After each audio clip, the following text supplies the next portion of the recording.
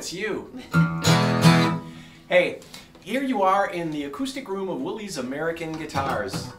You know, we've been here for a long time. We've had a lot of people come in and out of here. Lyle love it, spend time in here, and it just goes, it's such a cool thing. But we're leaving. New store is coming along just fine, by the way.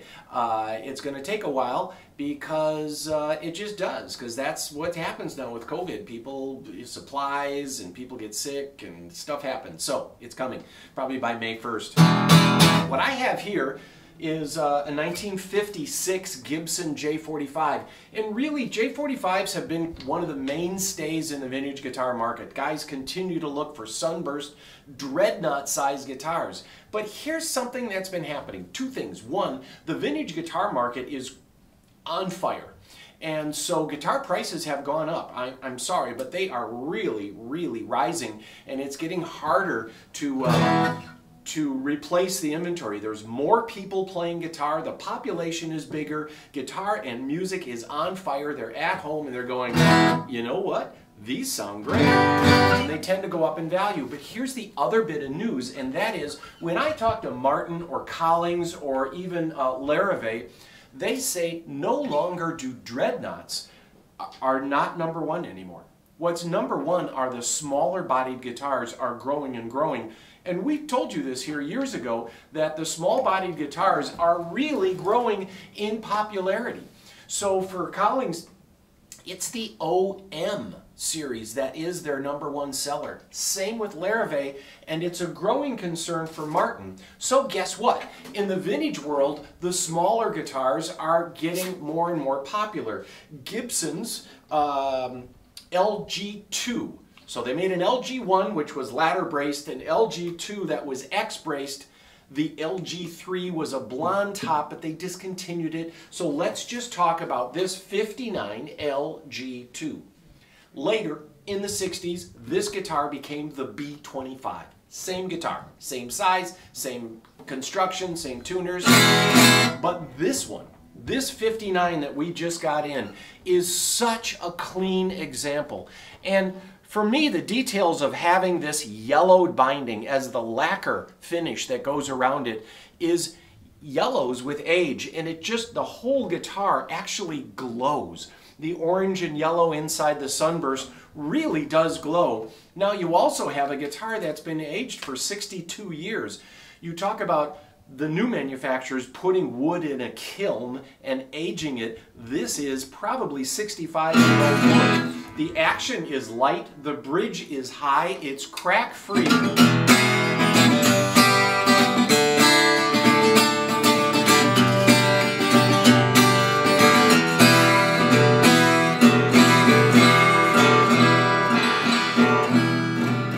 It is a fantastic guitar. These are narrower sounding. They sound a little like this, but they give you more room for your voice. They cut through better for recording. You all have heard that by now. And a lot of people like the comfort level, where a Dreadnought kind of puts your shoulder off to a kilter. Your shoulders are like this. This actually allows you to relax and get in behind the guitar. It's not like playing Dad's guitar.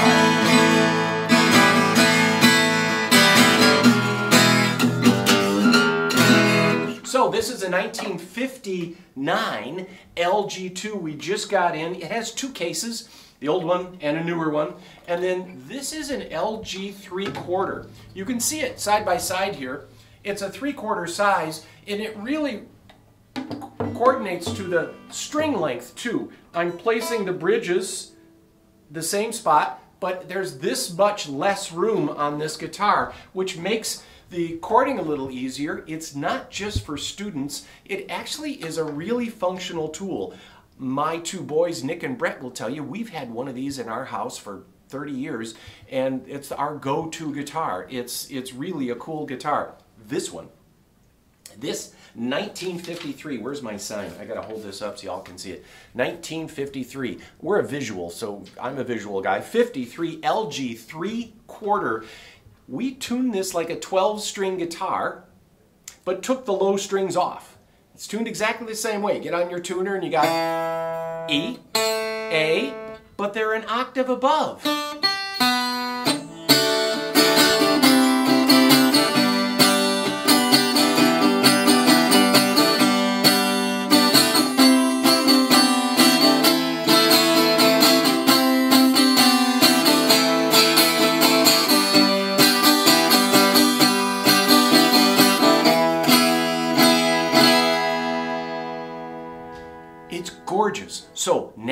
high-strung tuning. It sometimes works a little easier on these shorter scale guitars, and this is a recording monster.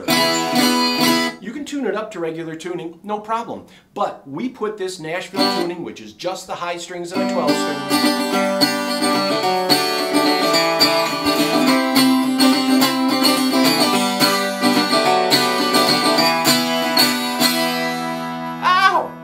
Fun. So there you go, a 1953 LG 3/4. It is near mint, and again, golden glow. Look at that beautiful Adirondack top.